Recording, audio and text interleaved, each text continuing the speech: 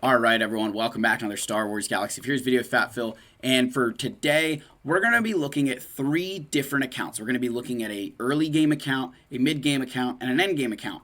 We're going to be talking about each one of these in terms of what they should be doing in terms of farming mods, farming their slicing materials, or a mixture of both. And we're going to look at this because it's been an exacerbated issue with these. Again, we got to keep covering it. It's awesome that I get to beat these into a dead horse. These new packs, right?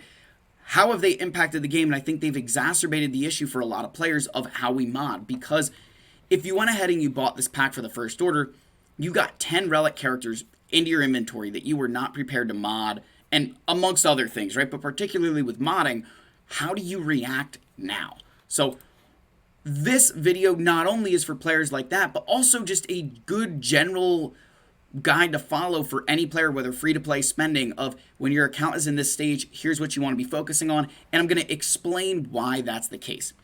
So we're going to get all into that, but first and foremost, let's give a huge shout out to the channel members. Thank you guys so much for your continued support. If you are interested, I've got a link down below. That's also where the Discord is, so make sure you hit that subscribe button, leave your likes, leave your comments. We're trying to hit 10,000 subscribers. If we hit 10,000 subscribers, our King Wampa will hit Relic 9 on a special live stream. We're going back at it, right? Trying to get him to Relic 9. Just need your guys' help, all right? Let's get into the game, and let's talk about modding. So the first account we're going to go to is the lowest level account here, and that is Andrew Bradshaw in Discord, or in the game, he is known as Soul Sithster. So, Andrew is a 1.4 million GP account right here. He was going for Executor. Now that he has, he's going Supreme Leader Kylo Ren because he bought this pack. So as you can see, he's got, some mods on Kylo, missing an arrow there. Come over to, this one, missing another arrow. And I'm not bashing him, right? I want to use this as an example. You look at Captain Phasma, no mods on her. Again, just kind of keep going through the list here, right? First Order Officer got a couple. So, as you can see, Andrew's in need of mods at this stage in the game. He needs to be focusing on, if you remember the Fat Phil 5 modding phases, link down below to that video, he wants to be focusing on phases 1, 2, and 3, right? Get your sets, your primary stats, and some speed. That's all he wants to be focusing on right now, and to do that, he should just be farming mods. The reason I say this is because let's say he's going for health sets for Kylo Ren here, right? He's going to build some health sets, right? And he finds a mod down here that's, like this mod right here. This would be half decent for somebody who needs offense, right? He's got on Kylo. Should definitely not be on Kylo right now. You want, like, health right here. But, he farms this one. Okay, this can go on Kylo Ren Unmasked. And maybe he gets a better one that can go on First Order Stormtrooper or something. That you're going to be... It's better to be obtaining mods right now because he might be able to find one that gets 10 speed or 12 speed that he doesn't have to do any slicing for. And then while he got that one, maybe he got one that he can place on another character and kind of fill out the mods for this team. The big thing here that you're going to have to understand is that these First Order characters are now his backbone teams. AP Games uses backbone as kind of a, these are the teams that make up, the core that you're going to use, right? His core 8. I kind of like to say that your backbone are your teams that you're going to be using in your GACs, Territory Battles, Territory Wars. And that's what his First Order is now. So he needs mods on them. It doesn't, getting some really nice mods on, say, his First Order Stormtrooper, his Sith Trooper here, right? Where he's focusing on, I'm going to fine-tune these mods and I'm going to make them the best that they can be. That's not really beneficial to him because that's a single character. But if he can obtain enough mods that everybody's got them on, and then can start picking out those little ones that make sense, getting into that Phase 4 a little bit for when he gets Supreme Leader Kylo Ren, that's what I'd be doing, right? That he shouldn't be worrying about trying to fine-tune and slice every single mod he gets for a single character. He just wants to focus on getting a bunch of them, and that way he can fill out these characters that now are the top part of his roster, the most important aspect of it, right?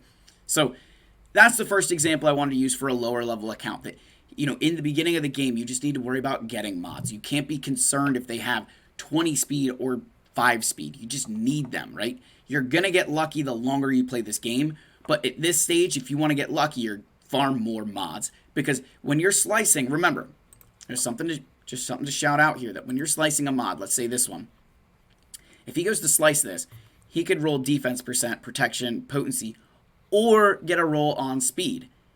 But it's a single mod that it's helping. But two, if it doesn't roll speed, what does that mean? Does it actually help him? So I just wanted to throw that out there for everybody. That is something to keep in mind, that when you roll those mods, understand that when you're slicing, you're taking a chance that that mod isn't going to give you speed, and all those resources, are you going to be okay with that?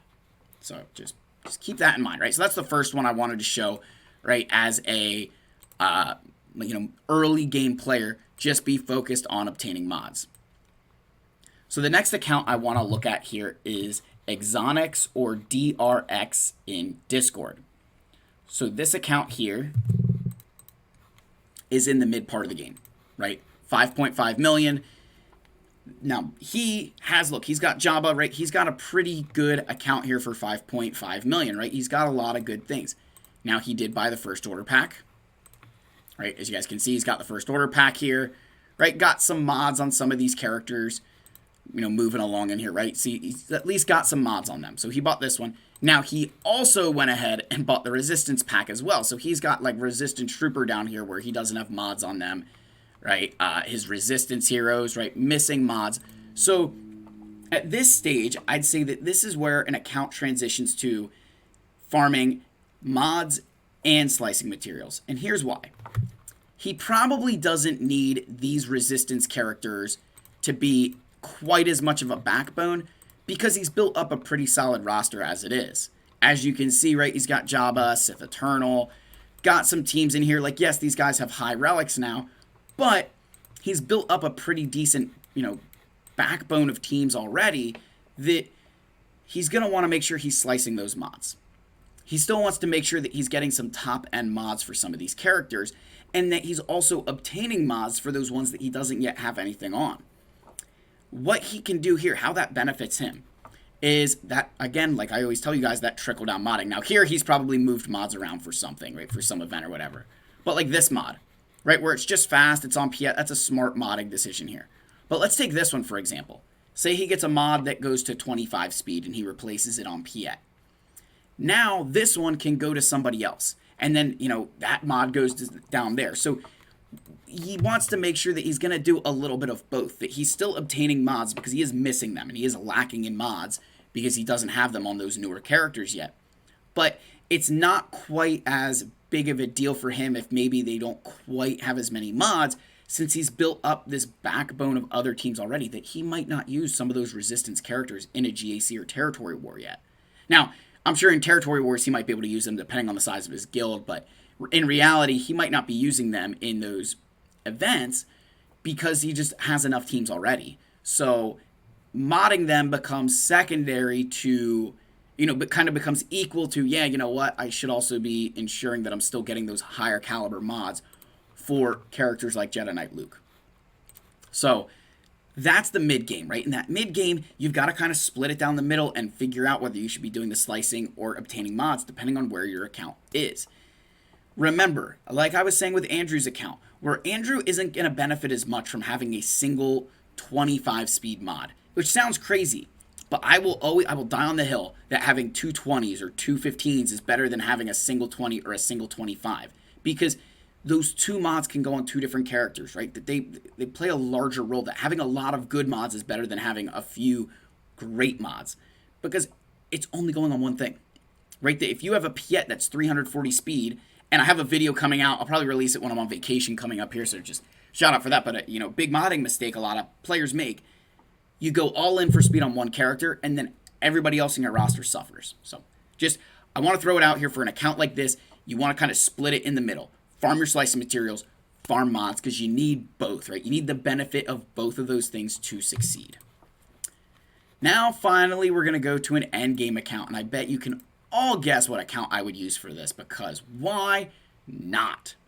So we're going to take a look at my account here, right? Obviously, we got our king there. So if you're in the later stages of the game, you're going to want to be focusing on farming slicing materials. And I'm going to show you the example in my journey guide right now.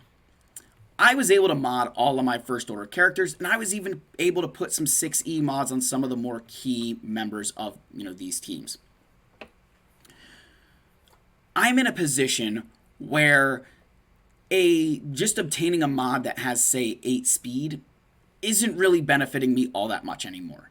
I've accumulated those mods, right? I've done all the work for phases 1, 2, and maybe even the beginning work of phase 3, that the best thing I can do now is starting to get into that phase 4, phase 5 for all of my characters. So what's smarter for an account at my size and, in that end game stage where, like, maybe you bought one of these packs and you're modding all your characters, or you get a new character and you're like, okay, I'm going to take this one from here, this one from here, but I've got replacements for them, right? Like I did, for example, with Riva here, and even Ben Solo to a degree, right? That we've got some half-decent mods on these characters. I'm not saying that they're fantastic. I still have some work to do, but I'm through those first, 3 phases for at least Ben Solo. Riva still needs some work on speed there, but, we're going to get there through slicing, because just trying to hope that I get a single mod at 20 speed isn't as beneficial to me as getting a mod at maybe 10 that's got really good secondaries that I can move around and find somebody for. So at the stage I'm at, slicing materials makes a lot more sense. And let me show you the example that a lot of players are going to be asking me about is my Rey. So Rey, you'll notice I only have about 10,500 offense on her. And players are like, isn't that really low? Now, yes, it is. That's for a Rey, a lot of players are like, oh, you want 12 and a half, 12,500 offense. Pump your brakes there. You need high relic levels on your Rey to be able to hit those numbers. That you can't throw that stat out and pretend that you should get there at like relic 7. That's just not a possibility. I think I can get to like 11.5 if I sacrificed all of my health. But remember, I showed you guys that, in offense mod, the maximum it can get as a primary is 8.5. And when you go into modding and you can check the secondaries, look, I can get enough that I could get 8.5% offense as a secondary. Now here I'm at 7.6, but I've got 16% health on this mod too. So this is a mod with basically 2 primary stats rolled into one. I covered this all in a video where I showed the different stats and how they impact you. You guys can go check that out on the channel. But with my Rey, my goal is that I want to get to the point where I'm hitting that offense number via secondaries while keeping her health high. That's going to be my goal. And to do that, it takes slicing materials. It takes calibration materials. And so I'm willing to make that change. I'm willing to make that investment, knowing that I'll eventually get there. That's how I'm going to get there, through fine-tuning rather than doing all this farming to find that perfect mod. Because as you progress your account, you're going to find that the way you find those perfect mods isn't in the store, right? That they don't start that way, that you've got to make them into that, right? You've got to get them to these levels. So, that's why I think at the end stage, it's so much more important to farm those slicing materials, because you've got the mods.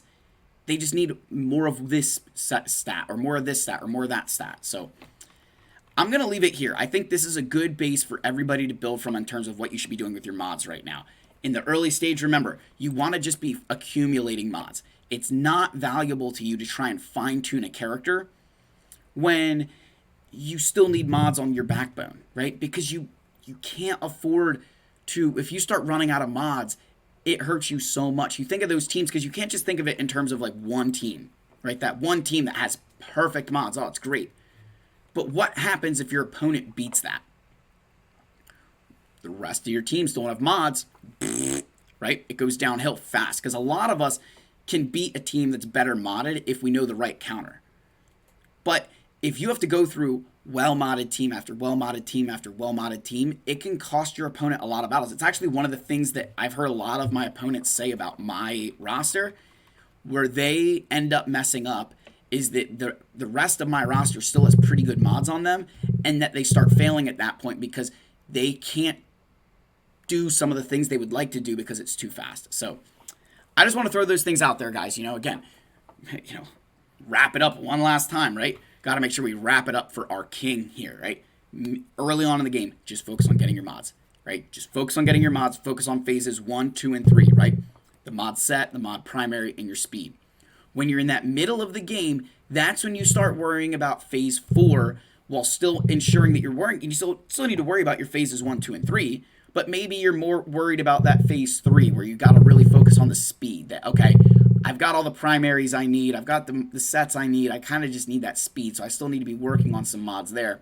But I also need to be prepared that I want to start modding some of these guys with the right secondary stats. And then as you're getting into that end game, like myself, you've got all the mods you need.